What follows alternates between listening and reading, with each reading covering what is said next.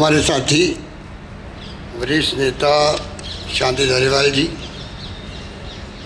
आदरणीय नरोत्तम कोठारी साहब चेयरमैन, आदरणीय श्रीमती अनिला जी कोठारी, श्रीमती सुनीता गहलोत जी, मेजर जनरल साहब सुभाष पारिक जी, डॉक्टर सुधीर भंडारी जी, प्रेम जी लोढ़ा साहब, आदरणीय विमल सुराणा जी, यहाँ उपस्थित हमारे सम्मानित आदरणीय प्रवीण छाबड़ा साहब, जस्टिस चोपड़ा साहब, जस्टिस पानाचंद जैन साहब और भी हमारे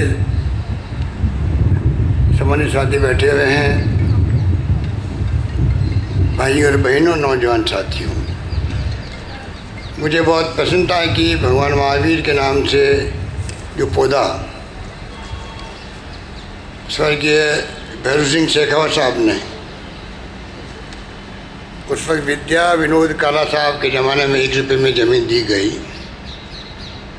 और जैसा कोठारी साहब ने बताया कि किस प्रकार से जब जिम्मेवारी उनके ऊपर आने लगी तो काला साहब ने व सुराणा साहब ने, जो आज बैठे हमारे साथ में, इन्होंने हौसला अफजाई करी और ये जिम्मेवारी ओढ़ी कोठारी साहब ने।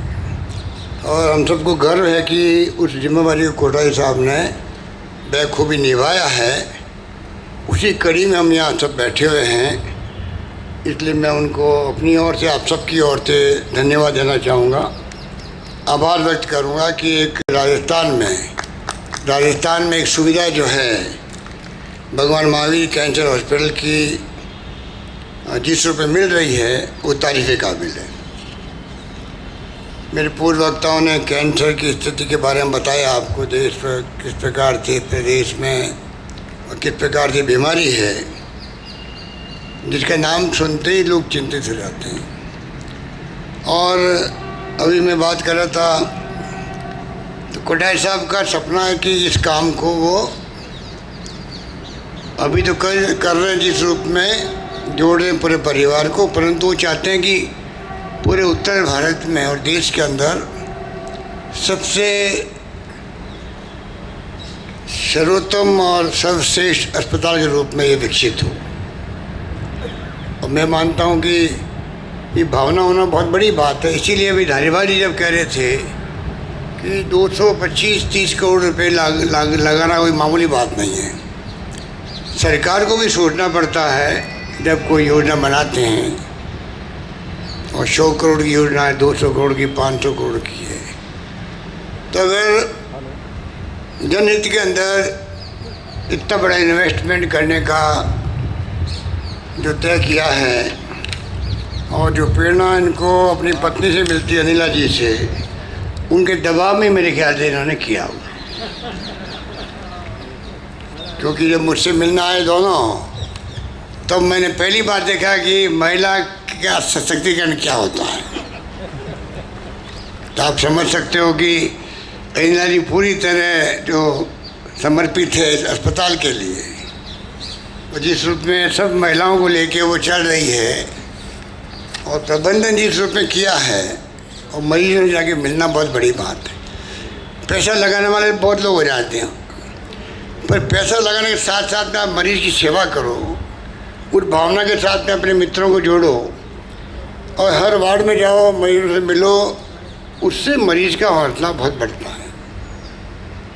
जिस प्रकार डॉक्टर के व्यवहार से बढ़ता है, उसी प्रकार से अगर प्रबंधन करने वाले लोग भी अगर जाए मरीजों के बीच में, तो मैं समझता हूँ कि बहुत एक ऐसी भावना है जिसको हम सम्मान करते हैं। इस महावीर कैंसर हॉस्पिटल के बारे में जितनी बातें कही गई या कहे वो कम है। और ये कोई प्रॉफिट का काम नहीं है। जो कई अस्पताल प्रॉफिट कमाते हैं, उनको मैं कहता हूँ कि शिक्षा में और स्वास्थ्य के अंदर, जहाँ तक मैं समझ पाया हूँ, संविधान के अंदर भी ये भावना है, इसमें कोई व्यापार नहीं होना चाहिए, व्यापार नहीं होना चाहिए। ये काम वो है जो एक प्रकार से समाज की सेवा है। इसमें प्रॉफिट कोई कमा नहीं सकता, और जो कमाते हैं वो गलत काम करते हैं। इसमें जो प्रॉफिट आता भी है कुछ थोड़ा बहुत, वो वापस वही लगाया जाता है उसके एक्सपेंशन के अंदर। मैंने कोटवाल साहब को कहा, आपको जो है, आपको इस कंसेप्ट को क्लियर करना चाहिए। अरे धारीवाल साहब, मैं बहुत काम की बात कर रहा हूँ आप दोनों के लिए। इस कंसेप्ट को क्लियर करना चाहिए कि आप कोई प्रॉफिट नहीं कमा रहे हैं, आप मालूम है। तो मैं जो बात बहुत मार्मिक कह रहा हूँ आपको कि लोग समझते नहीं हैं, स्वास्थ्य में, शिक्षा में पैसा कोई कमा नहीं सकता, व्यापार नहीं है वो। पर आप देखते हो कि कोई न कोई रास्ता निकाल लेते हैं पीछे से कमाने का, वो गलत है रास्ता। इसलिए मैं कोटा साहब को कहना चाहूँगा, अभी मैंने वो कह भी रहा था, आप इस बात को क्लियर करें कि भगवान महावीर के नाम से जो अस्पताल है वो कोई प्रॉफिट आपके परिवार के लिए नहीं है। अगर पैसा 2 पैसा बच भी जाता होगा आपका, तो आप यहीं लगा रहे हैं, एक्सपेंशन गन लगा रहे हैं। ये बात पब्लिक में क्लियर होनी चाहिए। कई बड़े बड़े अस्पताल है देश के अंदर, हो सकता है उसमें कई लोग अच्छा काम भी करते हैं, मैं उनको साधुवाद देता हूँ, बधाई देता हूँ, पर कई लोग उसका व्यापार करते हैं और कोई न कोई तरीके से साइफन करते हैं पैसे को। इस प्रकार से इतना हाई रेट होती है उनकी इलाज की, कोई कल्पना नहीं कर सकता। हर व्यक्ति का 1 लाख, 2 लाख, 2.5 लाख, 4 लाख है, बिल्कुल तो मामूली बात है। और गरीब आदमी, हमारे संस्कार ऐसे हैं देश के अंदर, प्रदेश के अंदर, हर व्यक्ति जाता, मेरे माँ बाप वाले बूढ़े हैं, कैंसर हो गया है और कोई बीमारी हो गई है, चाहे मेरा मकान बिक जाए, मेरे गहने बिक जाए, तब मैं मेरा इलाज करूँ इनका और इनको जिंदा रखने में कोशिश करूँ। ये हमारे संस्कार में है। ये नहीं देखते भाई तो बचने वाले नहीं है, सबको मालूम है 6 महीने के मेहमान हैं, तब भी वो लोग कुछ भी करने के लिए तैयार रहते हैं। इसीलिए ये जो बड़े बड़े अस्पताल हैं, हालांकि उनकी पोल खुल गई इस बार, कोरोना ने सबकी पोल खोल दी है। जो गलत काम करते हैं उनकी पोल भी खोल दी। पैसे वालों को मालूम पड़ गया कि ज़िंदगी में पैसे सब कुछ नहीं है। जिस रूप में बम्बई में, अहमदाबाद में, दिल्ली में पैसे वाले लोग कहने लगे ना, हमारे पास में लाखों करोड़ रुपए हैं, हम लोग भिखारी बन गए, एक बेड हमें नहीं मिल पा रहा अस्पताल के अंदर। ये स्थिति थी। तो आप सोच सकते हो कि पैसा किस काम का। अगर आपको ज़िंदगी बचाने के लिए बेड नहीं मिले अस्पताल के अंदर, और जहाँ जहाँ प्राइवेट अस्पताल खड़े हुए हैं वहाँ ये स्थिति बनी। राजस्थान में सौभाग्य से हम लोगों ने प्राइवेट सेक्टर को मना नहीं किया, पर साथ के अंदर हम लोगों ने पब्लिक सेक्टर में सरकारी अस्पताल, सब सेंटर गांव-गांव में, पीएचसी, सीएचसी, डिस्ट्रिक्ट हॉस्पिटल्स और तो और ये एसएमएस आपका 1947 में आज़ादी के वक्त में, जो पंडित नेहरू थे प्रथम प्रधानमंत्री, जब ये बना था पहला हॉस्पिटल, उसके लगे कि था उस वक्त में, 12 कब था मुझे मालूम नहीं, उसे तो थोड़ा पहले बना होगा, पर एक ही था आज़ादी के वक्त में। और 98 में जब मैं मुख्यमंत्री बना पहली बार 20 साल पहले, तब 6 मेडिकल कॉलेज थी राजस्थान के अंदर। हमने प्राइवेट सेक्टर को अलाउ किया, इसलिए फिर महात्मा गांधी मेडिकल कॉलेज लगा करके पता नहीं झड़ी लग गई, कितने कॉलेज बन चुके मेडिकल के। और सरकारी क्षेत्र में भी यूपीए गवर्नमेंट ने स्कीम शुरू करी, एनडीए गवर्नमेंट स्कीम चालू रही। आज हमें गर्व होना चाहिए कि राजस्थान के हम 33 में 30 जिलों में मेडिकल कॉलेज बना रहे हैं। 16 जिले में बन चुकी कॉलेज चल रही है, बाकी का काम चल रहा है। अभी प्रधानमंत्री जी ने 4 कॉलेज का शिलान्यास किया राजस्थान की। तो आप सोच सकते हैं कि आज राजस्थान कहाँ किस रूप में आगे बढ़ रहा है।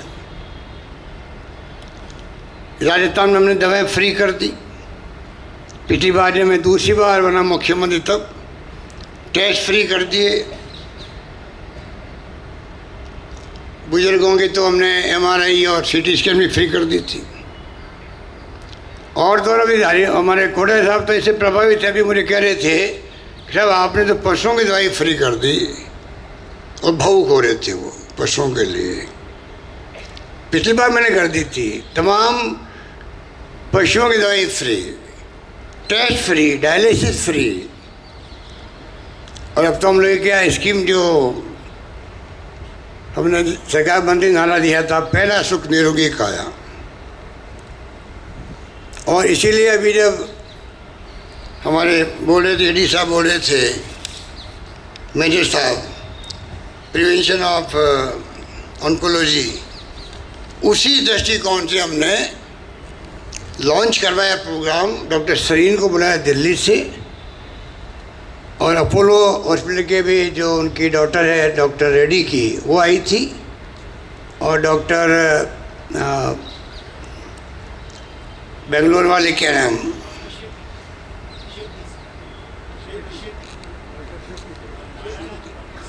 डॉक्टर पूरा नाम क्या, नाम क्या पूरा,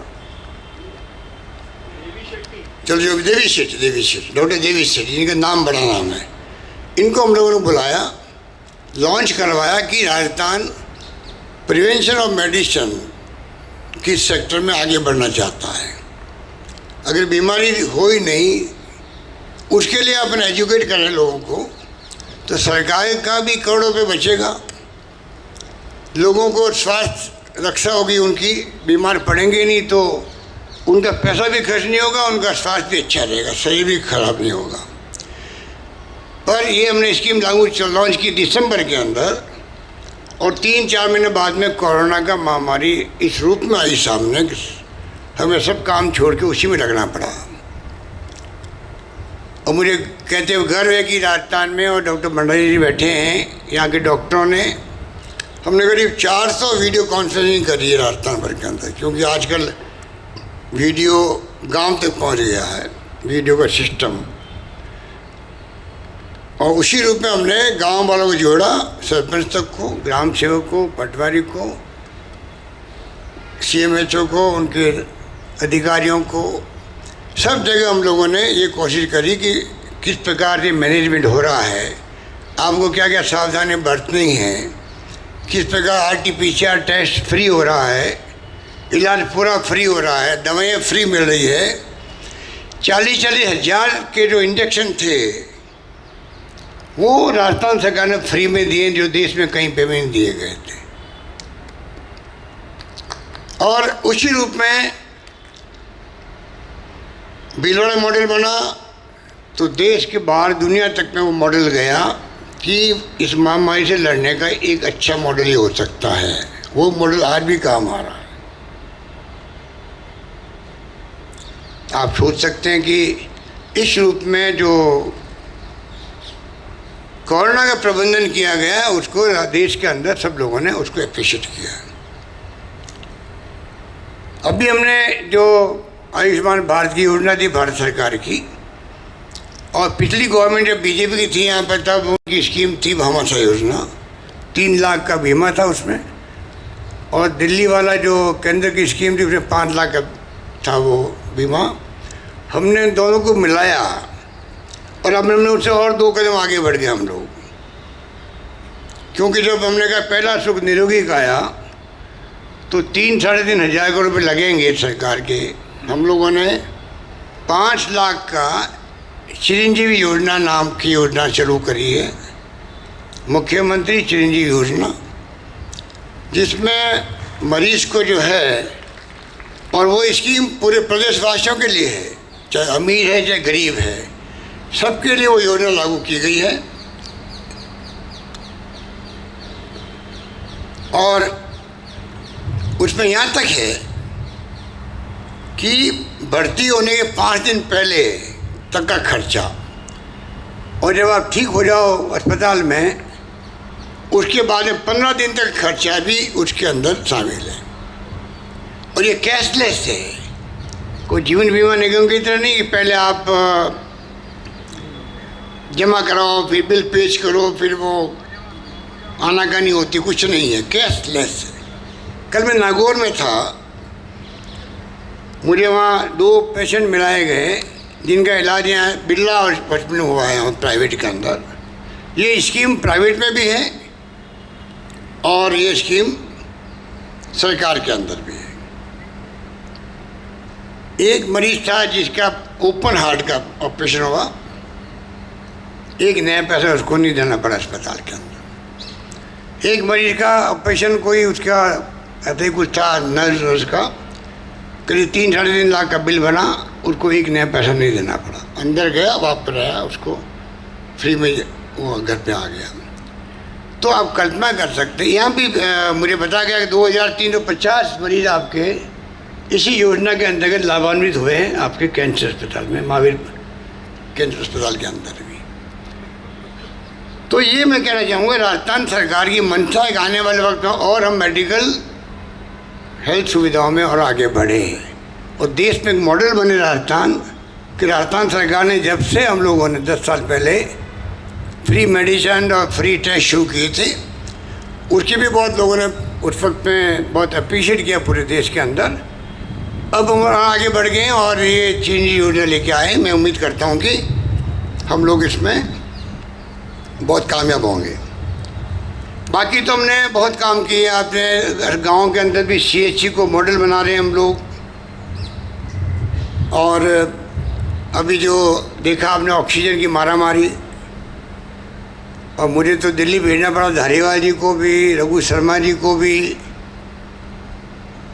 कल्ला साहब को भी, 3 मंत्रियों को मैंने बात की। प्रधानमंत्री जी से अलग करी, प्रधानमंत्री जी के प्रिंसिपल सेक्रेटरी से अलग करी, गृह मंत्री अमित शाह जी से अलग करी, मिस्टर डोभाल जो सिक्योरिटी के इनके एडवाइज़र है प्राइम मिनिस्टर के, उनसे बात करी, मेडिकल हेल्थ सेक्रेटरी से बात करी। इतना दबाव दिया कि ऑक्सीजन के बगैर कैसे हम मुकाबला कर पाएंगे। आप सबके आशीर्वाद से कम राजस्थान बदनाम नहीं हुआ, हमने मैनेज किया ऑक्सीजन को भी। बाकी आप देखिए यूपी के अंदर, दिल्ली के अंदर, कि कर्नाटका के अंदर कितने लोग मर गए, वहाँ ऑक्सीजन की कमी 1 घंटे की है, आधे घंटे की है, 15 मिनट की है, ख़त्म हुआ मामला। अब हमने यहाँ पर करीब हमारे पास 250 मेट्रिक टन का पहले व्यवस्था थी, अब हमने अभी जो प्लांट लगा करके 1000 मेट्रिक टन तक की व्यवस्था हमने कर लिया। और कोटा साहब कह रहे थे कि महावीर केंद्र में भी उन्होंने एक मेडिकल ऑक्सीजन प्लांट लगा दिया है, तो कम से कम एमरजेंसी के अंदर डिपेंड नहीं रहना पड़ेगा। इस प्रकार से प्रयास है कि किस प्रकार हम, अब मैं नहीं कह रहा हूँ, अपने लिए नहीं कह रहा हूँ, मैं सोचता हूँ कि अब जो वक्त आया है और इस 21वीं सेंचुरी में लोगों ने देखा है कोरोना काल, सुनते हैं कि कोई स्पेनिश फ्लू आए थे कोई ज़माने के अंदर, लाखों लोग मर गए थे। ऐसे कई महामारी आई है 100 साल के अंदर भी, उसके पहले भी आई है, पर ये महामारी को जो देखा पूरा विश्व इससे एक साथ में ग्रसित हो गया। अभी तक भी आप देखिए, कल मैं देख रहे थे रशिया जैसे मुल्क के अंदर इतना बड़ा प्रकोप आज भी चल रहा है कि वहाँ बेड नहीं मिले लोगों को। अमेरिका में 1 लाख के आसपास मरीज आ रहे हैं अभी भी। जापान के अंदर बहुत बड़ी प्रॉब्लम हो गई। तो अधिकांश जो विकसित राष्ट्र कहलाते हैं वो भी इस बार इस कोरोना काल में, आपने देखा होगा, पढ़ा होगा, टीवी देख रहे होंगे, प्रोग्राम देखते होंगे, किस प्रकार से हालात खराब हुए, कोई कल्पना नहीं। लाखों लोग मारे गए। तो राजस्थान में हमने जो प्रबंधन किया उसके कारण से मृत्यु दर सबसे कम थी, रिकवरी रेट अच्छी थी। इस रूप में हमने एक चीज़ को देखा। ये भंडारी जी तो रात को 2-3 बजे तक फिरते थे हमें RUHS के अंदर, और किस प्रकार RUHS में जो सेवा की गई, लोग पंजाब से, हरियाणा से, दिल्ली से, मध्य प्रदेश से और आगरा से और अनेक जगहों से राजस्थान में आते थे, अभी भी आते हैं। कल मुझे डॉक्टर वीरेंद्र सिंह कह रहे थे कि 2 पेशेंट तो एयर एम्बुलेंस से उनके अस्पताल में आए यहाँ पर, जबकि एयर एम्बुलेंस से यहाँ से लोग जाते थे पहले। आप लोग बताते रहते हो जो प्राइवेट हॉस्पिटल यहाँ पर है, पहले SMS से लोग कहते नहीं साहब यहाँ नहीं, हम तो वहाँ जाएंगे, प्राइवेट में जाएंगे। अब प्राइवेट से शिफ्ट हो रहे हैं SMS के अंदर। इस प्रकार से हमारी जो प्रायोरिटी है, हालांकि फिर भी बहुत कमी है मेडिकल सेवाओं में, अस्पतालों के अंदर चाहे वो CSC हो, PSC हो, डिस्ट्रिक्ट हॉस्पिटल हो, मेडिकल कॉलेज हॉस्पिटल हो, फिर भी कई कमी मिलेगी हमें। अभी मैं आज गया सुबह मिलने के लिए SN सुब्बा राव जी, हमारे गांधीवादी है, जो 93 ईयर्स ओल्ड हैं, बीमार थे। वहाँ पर आए तो लोग मुझसे बाहर मिल गए, मैं भीड़ में खड़ा हो गया। एक साधारण आदमी ने कहा साहब बाकी तो ठीक है, थोड़ी सफाई की कमी है। मतलब आप सोचिएगा कि लोग अब जागरूक हो रहे हैं कि सफाई का भी महत्व है, स्वच्छता का भी महत्व है। अगर स्वच्छता है तो बीमारी नहीं आएगी। कुछ काम आपने बढ़ाई आपने शुरू करवाया भी है अस्पताल के अंदर, वो भी आपने मुझे दिखाया आज। मैं उम्मीद करता हूँ कि टॉयलेट हो, चाहे वो अन्य जो वार्ड में स्थिति है, चादर भी क्यों नहीं हो, अगर टाइम पे चादर नहीं बदलेंगे हम लोग, गंदी पड़ी रहेगी तो अच्छा डॉक्टर है, अच्छा इलाज करवा है, उसके बावजूद भी जो मरीज आएगा उसको थोड़ा एक अनकम्फर्टेबल फील करेगा। वो बात छोटी छोटी होती है, उस पर ध्यान देने का वक्त है। हम लोग भी, सरकार भी अपने स्तर पर पूरा ध्यान देगी और मुझे उम्मीद है कि ये माहौल जो बनेगा तो पूरे प्रदेश के अंदर नया संस्कार, नई संस्कृति मेडिकल साइड में बनेगी। इस प्रकार कहने को बहुत सारी बातें हैं, पर मैं उनमें नहीं जाना चाहूँगा, समय बहुत कम है। और अभी हम लोग भी, क्योंकि SOP जारी की हुई है, इसलिए बहुत कम लोगों को बुलाया गया। यहाँ पे भी बता रहे थे बड़ा साहब, मीटिंग कर नहीं पा रहे थे 1.5 साल से, 2 साल से मीटिंग कर नहीं पा रहे थे। हम लोग VC से बात करते थे, वीडियो कॉन्फ्रेंसिंग करते थे, तो नेता लोग तो जो है रात दिन जब जाके मोहल्लों में, गलियों में, गाँव में भाषण देते हैं, वो हैबिट पड़ी हुई थी, 1.5 साल से छूट गई। अब वो हम वार्म अप हो रहे हैं, अभी तो वार्म अप हो रहे हैं। अभी जब आपसे बात कर रहे हैं तो शुरुआत करिए। मेरे ख्याल से पहली दूसरी मीटिंग है ये। कल परसों मैं गया था, वो मीटिंग थी 2-3 चुनाव वाली, कल थी नागौर में, और आज ये मीटिंग हो रही है। तो अब धीरे धीरे हम लोग भी उम्मीद करते हैं थर्ड वेव की बात जो है वो वेव नहीं आए, पर हमने तैयारी कर रखी है। कैसी भी वेव आए राजस्थान में कोई कमी नहीं आएगी, ये मैं विश्वास दिलाना चाहता हूँ प्रदेशवासियों को। मैं निवेदन करना चाहता हूँ, सारी व्यवस्था कर रखी और कोई तरह की लापरवाही नहीं है। चाहे अभी ऐसा माहौल बन गया है, एक भी पेशेंट नहीं आ रहा है, एक भी मृत्यु नहीं हो रही है, तो लगता है कि सब ठीक है। उसके बावजूद भी मैं अपील करता रहता हूँ पब्लिक से भी, मास्क लगाओ, अभी भी ध्यान रखो। जब वेव आती है, अचानक आती है, और दूसरी वेव जो आई थी वो थी खतरनाक थी, डेल्टा वाली, जिसमें लोग मारे गए ज़्यादा पूरे देश के अंदर। जल्दी लंग्स तक पहुंच जाती थी बीमारी, और कई लोग इसीलिए मारे गए कि टाइम पे अस्पताल नहीं गए कि घर पे ठीक हो जाएंगे, सर्दी जुकाम हो गया होगा। तो आई तो ऐसी आई, पहली वेव भी ऐसी आई थी पूरे देश के अंदर। एक पेशेंट आया था केरला के अंदर, एक पेशेंट आया था जयपुर के अंदर, स्विट्जरलैंड का आया था, और यहाँ भर्ती हुआ था SMS के अंदर, और वो दिल्ली गया, उसकी डेथ हो गई। 2 पेशेंट की शुरुआत हुई, वो पूरे देश में फैल गए। ये स्थिति रही थी सब जगह पर, इसलिए हम लोग बिल्कुल सावचेत हैं, ध्यान रख रहे हैं, सब इंतजाम कर रखे हैं, और सब लोग सीधे से देख रहे हैं उसको। मैं उम्मीद करता हूँ कि बच्चों के लिए आने की बात की जाती है या बुजुर्गों के लिए की जाती है। अभी तक तो हमने यहाँ चाहे वैक्सीन की बात हो, आज राजस्थान 4 राज्यों में टॉप पर है देश के अंदर, तो कोई कमी नहीं रखी है। वैक्सीन की बात हो, वैक्सीन बहुत ही सुरक्षित है, और मैं कहना चाहूँगा कि दूसरी डोज भी लगानी चाहिए टाइमली। कई मुल्क में तो तीसरी डोज लगाने लग गए हैं लोग, बूस्टर डोज के रूप में।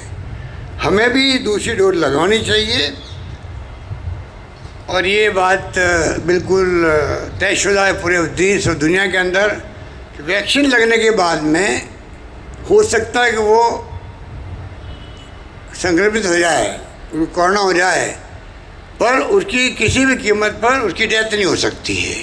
इतना बचाव आपको वैक्सीन कर रही है, इसी रूप में हमें उसको ध्यान देना है। मैं उम्मीद करता हूँ कि राजस्थान में हम लोग जो व्यवस्था किए हुए हैं उस पर हम लोग पूरी तरह इस पर कामयाब होंगे। बाकी ज़मीन का मामला तो धारीवाल साहब के और कोटा साहब के बीच में है, कोई दिक्कत नहीं है। पहले भी मुझे याद है 20 साल पहले मुख्यमंत्री बना ही था, आप मंत्री बने थे विभाग के, और ये हमें पकड़ के लेके आ गए थे। उस वक्त पीछे आपके गए थे हम लोग, हाथों हाथ ज़मीन आपने वहाँ अनाउंस करवा दी, ज़मीन मिल भी गई और आपने हस्ती महाराज साहब के नाम से हस्ती धर्मशाला बना भी दी। क्या हुआ? 200 कमरे हैं। तो आपके कामों को कभी मना किया नहीं गया। अब एप्लीकेंट 3 लोगों जो 5 लोगों, जो काम जो आपने दिया है, आप पब्लिक का काम कर रहे हो, पैसा कमाने के लिए नहीं कर रहे हो, तो इससे बड़ी बात क्या हो सकती है। तो सरकार पूरा सहयोग करेगी और रीजनेबल पैसा होगा उतना ही पैसा हम आपसे मांगेंगे, ज़्यादा नहीं मांगेंगे। यही बात कहता हुआ मुझे आपने याद किया। हमारे मंत्री कुछ शर्मा जी तो आज वो गुजरात के इंचार्ज बन गए हैं, इतने देर फंस गए, आए नहीं, उनका फ़ोन आ गया था, उन्होंने शुभकामनाएं दी आप सबको। यही बात कहता हूँ, मैं अपनी बात को विराम देता हूँ और पुनः एक बार आपकी तरफ से, मैं अपनी तरफ से, प्रदेशवासियों की तरफ से नरोत्तम कोठारी जी को, तमाम अमीला जी को, तमाम इनके परिवार के सदस्यों को, जिन्होंने काला साहब के परिवार के सदस्यों को, सोना साहब के परिवार के सदस्यों को, जिन्होंने अपने आप को झोंक रखा है मिशन के रूप में, उस मिशन को आगे बढ़ाने में कोई कमी नहीं आने देंगे। और ये पब्लिक इंटरेस्ट के अंदर बहुत कामयाब जो आपने चला रखा है, आधुनिक मशीनें आपके यहाँ आती हैं, लेटेस्ट आप इक्विपमेंट रखते हो यहाँ पर, अच्छे डॉक्टर्स को आप बुलाते रहते हैं यहाँ पर। मैं समझता हूँ कि ये अस्पताल अपना नाम और ऊपर करेगा देश के अंदर। यही बात कहता हूँ, अपनी बात समाप्त करता हूँ। धन्यवाद। जय हिंद। धन्यवाद।